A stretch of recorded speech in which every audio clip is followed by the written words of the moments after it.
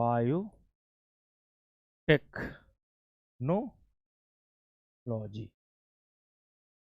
Biotechnology. अब ये जो बायोटेक्नोलॉजी है, इसको पढ़ने से पहले एक टॉपिक की बात करेंगे, जेनेटिक्स की, आनुवांशिकता की। हिंदी में कहते हैं आनुवांशिकता, जेनेटिक्स। बिना इसको समझे, एक टॉपिक होता है जेनेटिक इंजीनियरिंग, बिना इसके जेनेटिक इंजीनियरिंग समझना मुश्किल है। बायोटेक्नोलॉजी का तो कोई सीधा सा अर्थ होता है, बायोटेक्नोलॉजी यानी हिंदी में कहते हैं जैव प्रौद्योगिकी। इसका मतलब क्या होता है? जीवों के शरीर में होने वाली जैविक क्रियाएं, biological process which is generally going on in organism body, and जो मटेरियल होते हैं आपके शरीर से ऑर्गेनिक पदार्थ का उपयोग करना, जीवों के शरीर का, ऑर्गेनिज्म के शरीर का जो बायोमोलिक्यूल यूज करना। बायोमोलिक्यूल का मतलब जैसे कार्बोहाइड्रेट, प्रोटीन, फैट, बायोमोलिक्यूल को यूज करना, और शरीर में होने वाली जैविक क्रियाएं, जैविक क्रियाओं का मतलब बायोलॉजिकल प्रोसेस का उपयोग करके ह्यूमन के लिए फायदेमंद मटेरियल को बनाना। जैसे दही जमाते हैं, दही कैसे बनाते हैं? दही कैसे बनाते हैं? आप दूध ले लेते हैं, मिल्क ले लेते हैं, मिल्क में क्या करते हैं? थोड़ा सा लैक्टोबैसिलस बैक्टीरिया को दूध में लाके डाल देते हैं, तो दूध दही में जम गया। तो बायोलॉजिकल प्रोसेस क्या यूज किया? रेस्पिरेशन। बैक्टीरिया में भी श्वसन होता है, रेस्पिरेशन होता है। श्वसन दो तरीके से होता है, एक ऑक्सी और एक अनऑक्सी, एरोबिक एंड एनारोबिक। इस पुरातन समय से सिरका बनता है, विनेगर, दारू बनती है, शराब, तो बायोलॉजिकल प्रोसेस ही तो है। ये सब किसके अंडर स्टडी करते हैं? बायोटेक्नोलॉजी। ये सब भाई नाम बायोटेक्नोलॉजी। देखिए बायोटेक्नोलॉजी वर्ड तो 1919 में दिया था Karl इरेके।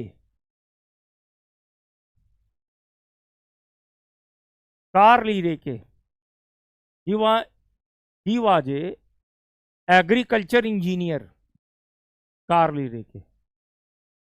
Karl Ereky was a agriculture engineer, जिन्होंने फर्स्ट टाइम इस शब्द को दिया था, एग्रीकल्चर इंजीनियर। और देखिए जेनेटिक इंजीनियरिंग का सबसे ज्यादा लाभ हम एग्रीकल्चर में ही लेते हैं। अब देखिए बायोटेक्नोलॉजी को एक्चुअल में कितने पार्ट में बांटते हैं। एक तो हो गई, देखिए, रेड बायोटेक, कभी कभी आ जाता है मेन में लिखने के लिए बायोटेक शॉर्टकट में। दूसरा हो गया ग्रीन, थर्ड हो गया येलो, फोर्थ हो गया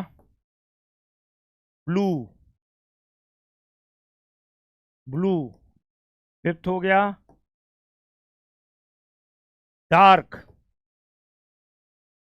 डार्क बायोटेक हो गया, ब्लू बायोटेक हो गया, डार्क बायोटेक हो गया, और सिक्स्थ में है तो कई। अब देखिए रेड, ये दोनों सबसे इंपॉर्टेंट है, ये दोनों सबसे इंपॉर्टेंट है। रेड बायोटेक का मतलब मेडिकल साइंस हो गया। जैसे ह्यूमन में कोई जेनेटिक डिजीज है, उसका इलाज करना, डीएनए फिंगरप्रिंटिंग तकनीक को डेवलप किया गया। अब मैं टेक की बात कर रहा हूं, डीएनए फिंगरप्रिंटिंग, ये सब रेड बायोटेक में आ जाएगा। जीन थेरेपी इसमें आ जाएगा। अब ग्रीन बायोटेक में क्या आ जाएगा? GM crop, genetically modified crop. BT cotton से लेके करंट में 2022 में अभी वो लाइन में लगा हुआ है, जिसको कहेंगे DMH 11 धारा मस्टर्ड हाइब्रिड। अगर आप लोग करंट पढ़ते होंगे, इससे चिर परिचित होंगे, नहीं पढ़ते होंगे तो चिर परिचित नहीं होंगे। अब इसमें मामला क्या है? बीटी कॉटन से लेकर के DMH 11, ये सब तो बात के टॉपिक है, बात पढ़ाएंगे, पहले तो जनरल साइंस पढ़ाएंगे। अब देखिए एक चीज समझिए, जब आप फसलें बनाते हैं, अब थोड़ा सा ऐतिहासिक पहलू को समझना है आपको, और कोई बहुत बड़ी चीज नहीं है कि हम नहीं पढ़ पाएंगे। ऐतिहासिक पहलू क्या है ऑन हिस्ट्री में? आप ये बताइए एग्रीकल्चर कब पैदा हुई होगी? कोई आदमी बैठ के देख तो रहा नहीं होगा किस सन में। इसको सन बताना तो इम्पॉसिबल है, पैदा करने वाला आदमी ही है। और जब एग्रीकल्चर पैदा हुई तब लिखना पढ़ना भी नहीं जानता था। डेट श्योर है? बोलिए।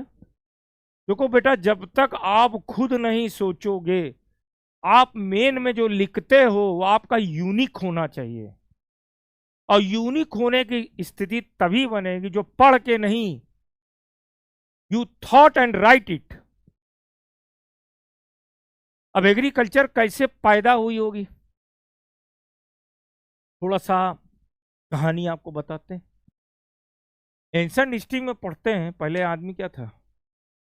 झुंड में रहता था, फ्लॉक्स में, झुंड में रहता था, गुफा में रहता था।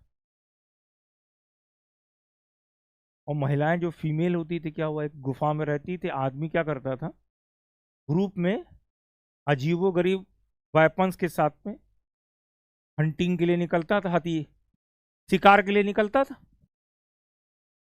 जानवर को मारता था, लाता था और खाता था। तब तक आग की खोज हो गई होगी तो पका के खाने लगा होगा। एग्रीकल्चर का नहीं पता था। अब एग्रीकल्चर पैदा कैसे हुई होगी? अब वो क्या किया होगा कि शिकार करने जा रहा होगा या शिकार करके आ रहा होगा, रास्ते में प्यास वास लगी होगी, ये शिकार करते जानवर को दौड़ाते दौड़ाते बहुत दूर चला गया। अब वहां पास में कोई जल स्रोत, वाटर सोर्स रहा होगा, तो वाटर सोर्स के बगल में जौ अपने आप निकला था, जिसको आज आप गेहूं कहते हैं। जौ अपने आप निकला हुआ था। अब वहां बैठ के पानी पिया होगा, देखा होगा पौधा, उसमें उसके दाने कच्चे रहे होंगे, उसको लेके कुछ दाने, बड़ा मजा आया। वो रोज नॉनवेज खाता था, थोड़े दाने खाए होंगे तो बहुत, कुछ कच्चे भी रहे होंगे, कुछ पके भी रहे होंगे, इकट्ठा किया होगा, ले करके अपने कहाँ आया होगा, अपने गुफा में आया होगा। अब उसको उबाल के या भून के खाया होगा, कुछ दाने गिर गए होंगे, पानी बरसा होगा, और जब मिट्टी में गिरा तो पौधा बना होगा। तो उसको पौधा बना तो नहीं समझ में आया, जब और बड़ा हुआ, वैसे जैसे दाने वहां से लाया था वैसे दाना आया होगा, तब उसको उसका दिमाग काम भी तो वही है जो वहां से लाए थे। इसका मतलब क्या हुआ?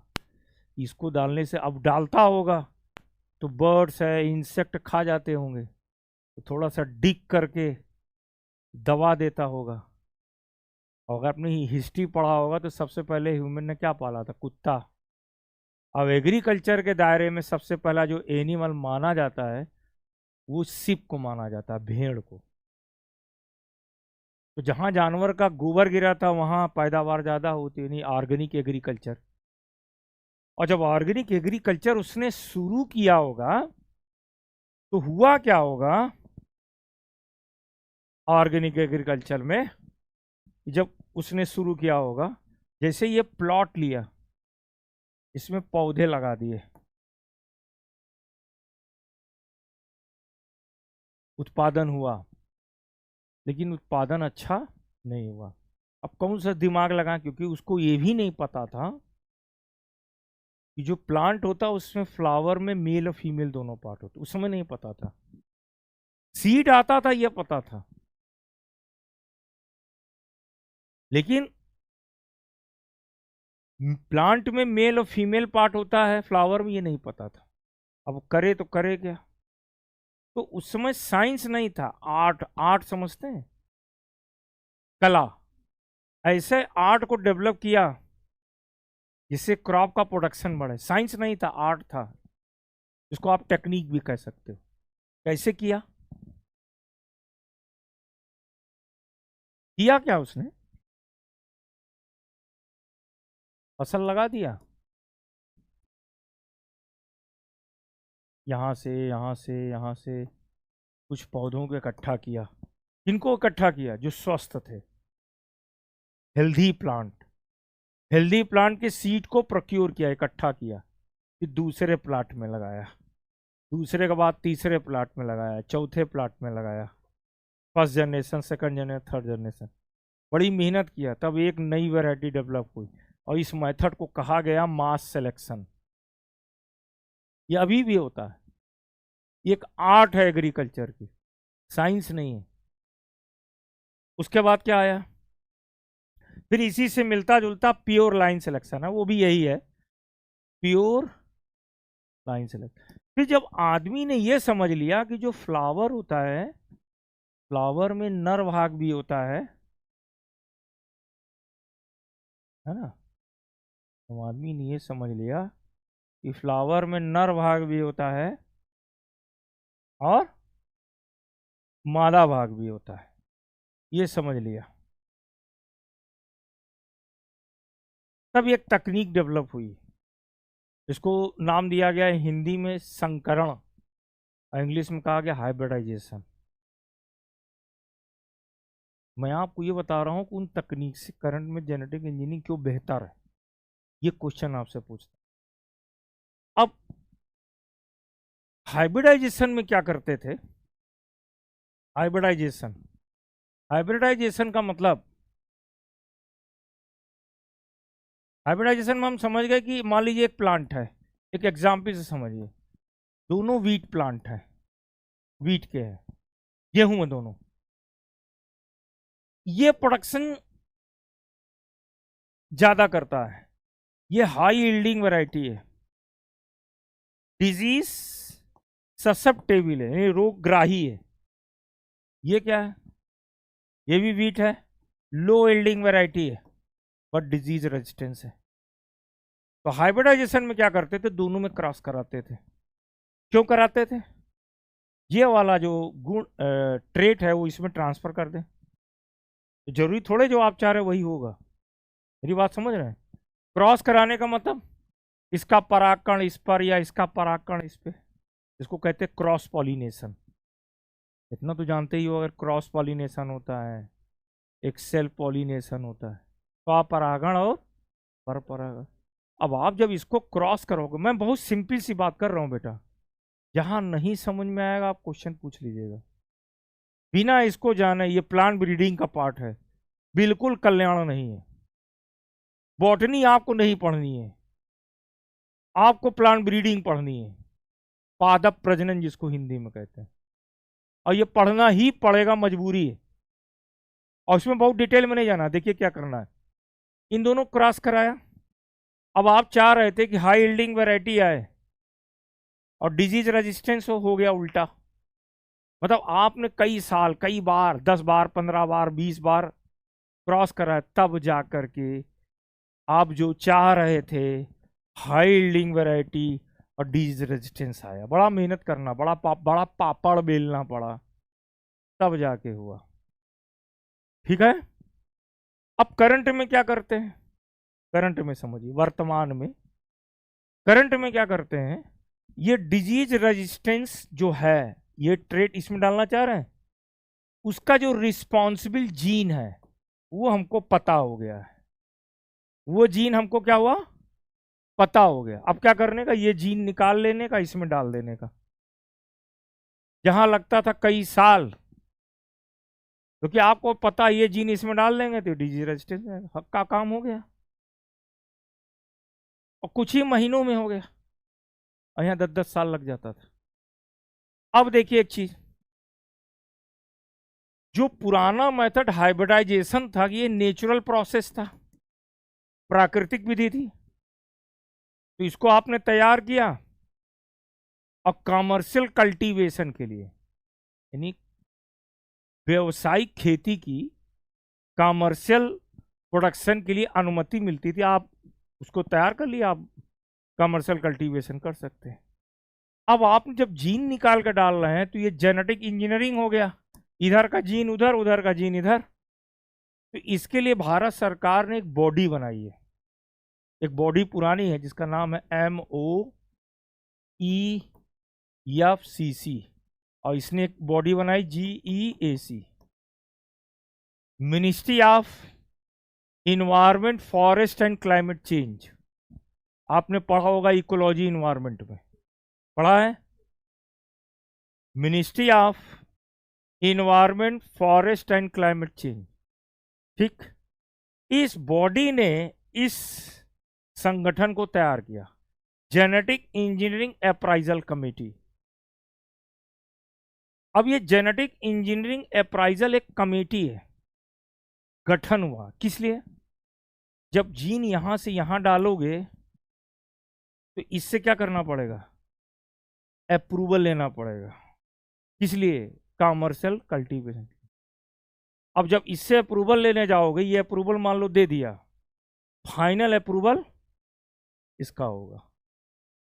अभी तक देखें भारत में तो केवल BT कॉटन को अप्रूवल मिला है, 2002 में मिला है, और करंट में आए तो 2022 में अभी मात्र GEAC ने, अक्टूबर 2022 में GEAC ने केवल DMH11 को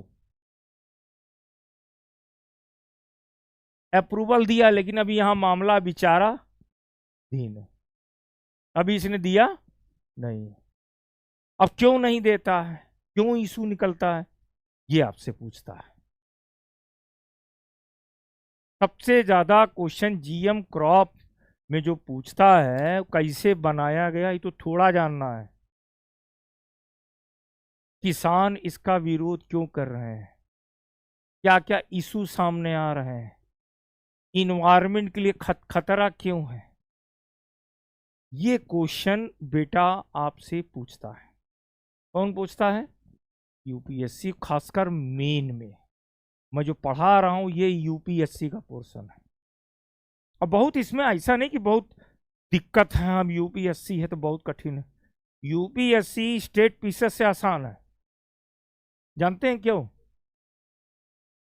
स्टेट पीसेस तो फैक्चुअल पूछता, किस सन में विटामिन की खोज हुई थी, बेवकूफी का प्रश्न है, पूछता है वो यूपी पीसेस। UPSC में बता दीजिए कब सन पूछा हो, सन नहीं पूछता है, अप्लाइड पूछता है,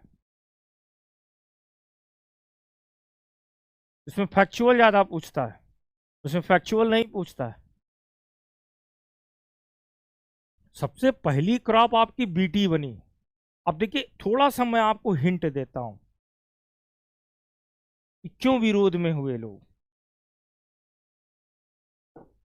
मान लीजिए एक क्रॉप बनाई गई सुपर पोटैटो, सुपर पोटैटो, और एक है नॉर्मल पोटैटो।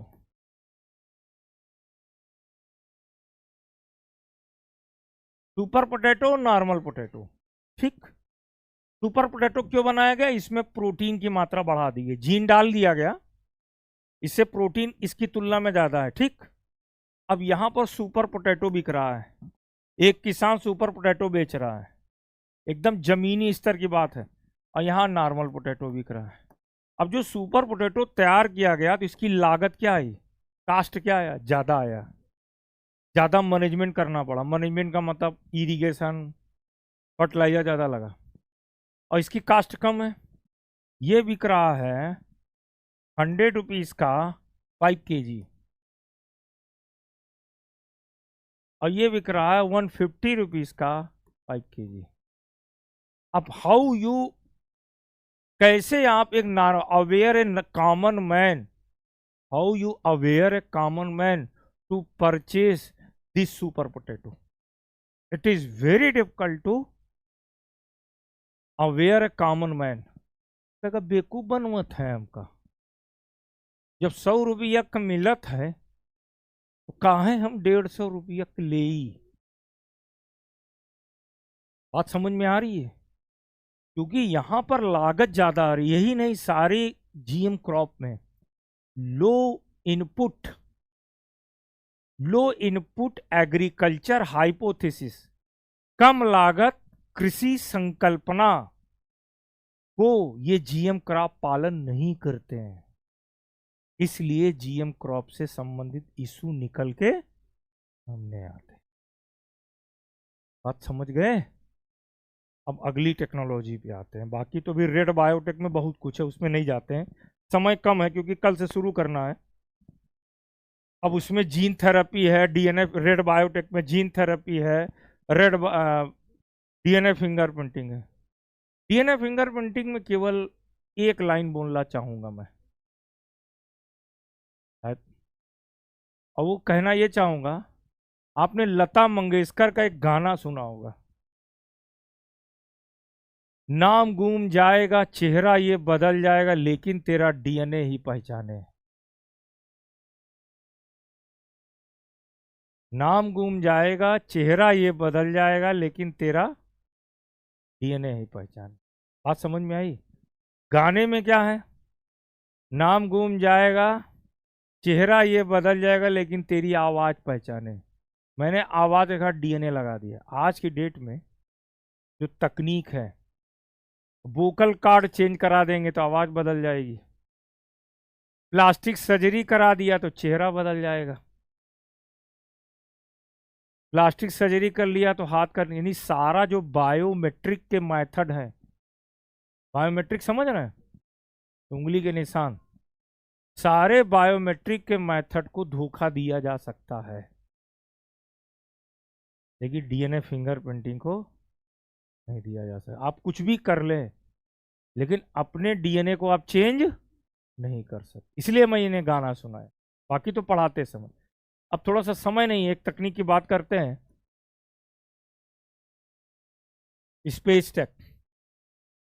Space technology. देखिए ये बहुत ही मजेदार टॉपिक रहेगा।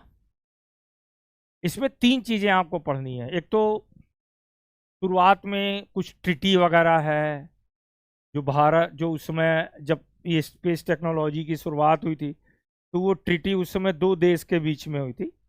वो था रसिया, उसमें यूएसएसआर हुआ करता था, और यूएसए के बीच में 1967 में ट्रिटी हुई थी। तो ट्रिटी के पॉइंट होंगे।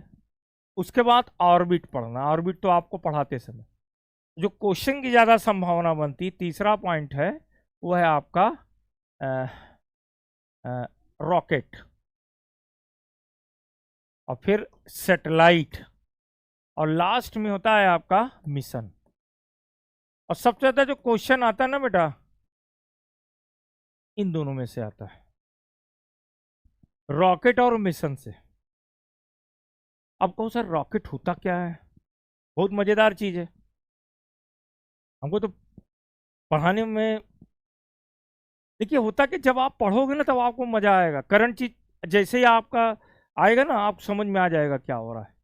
उसके लिए समझना, बेसिक चीज जाना जरूर पड़ेगा। जैसे हम बात करें रॉकेट की, रॉकेट है क्या, रॉकेट क्या है, मिशन क्या है। देखिए रॉकेट का मतलब जो होता है बेटा, ये बेलनाकार सिलेंड्रिकल स्ट्रक्चर है, ये इसके चेंबर्स हैं, ये चेंबर्स हैं। अब सबसे टॉप के चेंबर में आपने रख दिया पदार्थ, वो अलग होता है ऐसे। इस पर जो रखा उसे कहते हैं पेलोड। पेलोड 2 टाइप के होंगे, या तो एक्सप्लोजिव होंगे, बस छोड़ रहा हूं, एक्सप्लोजिव होगा, और दूसरा जो पार्ट होगा या तो सैटेलाइट होगा। सैटेलाइट, अब अगर एक्सप्लोजिव इसके ऊपर रखेंगे तो ये हो जाएगा मिसाइल। अब अगर सेटेलाइट रख दिया, अगर इस पर पेलोड के रूप में हिंदी में कहते हैं नीति भार, सेटेलाइट रख दिया तो क्या हो गया? लॉन्च व्हीकल, प्रणोदक यान। केवल ये अंतर होता है। ऊपर रखा विस्फोटक तो हो गया मिसाइल, ऊपर रखा सेटेलाइट तो हो गया लॉन्च व्हीकल। समझ में आता ही? अब शुरुआती दौर में जब भारत में 1962 में इनको इस पार, कल से हमको मेहनत नहीं रहेगी, खाली पहली क्लास में चीज़ें आपको बताना पड़ता है, इसमें टीचर को सबसे ज़्यादा ऊर्जा लगानी पड़ती और दिमाग पे जोर भी देना पड़ता है। तो इनको इस पार 1962 में बना है। उसके बाद इसरो बना है। इसरो के बाद बन जाने के बाद 1963 में भारत में स्थापना हुई। 1963 में भारत में स्थापना हुई ट्रेल्स की। ये सब आपको पढ़ना है। थुम्बा इक्वेटोरियल रॉकेट लॉन्च, हाँ, trails, Thumba equatorial rocket, PERLS है, Thumba equatorial rocket launch station है। 1963 में स्थापना होती है।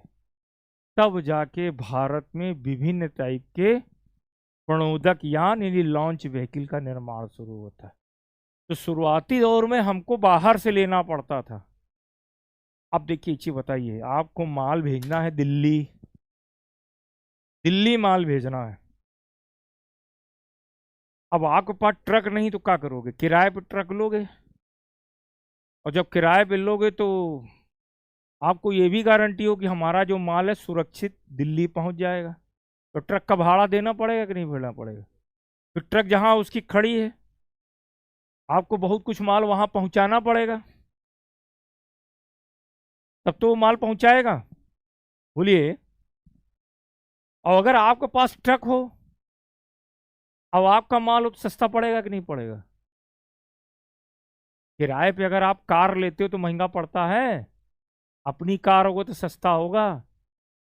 तो यहां पर दिक्कत यह है कि सैटेलाइट बनाना बड़ी चीज नहीं है। जैसे भारत ने सबसे पहले आर्यभट्ट बनाया था। सबसे बड़ी चीज क्या है? लॉन्च व्हीकल की डिजाइन कर। तो शुरुआती दौर में भारत में साउंडिंग रॉकेट था।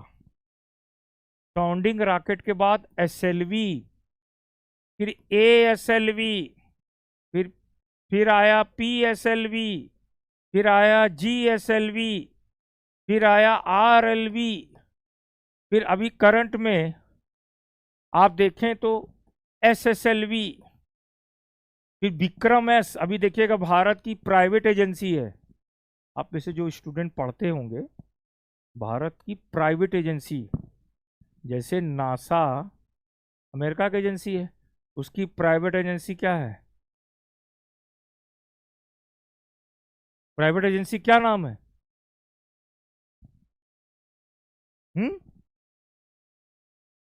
Space X. जिसके मालिक कौन है? Elon Musk.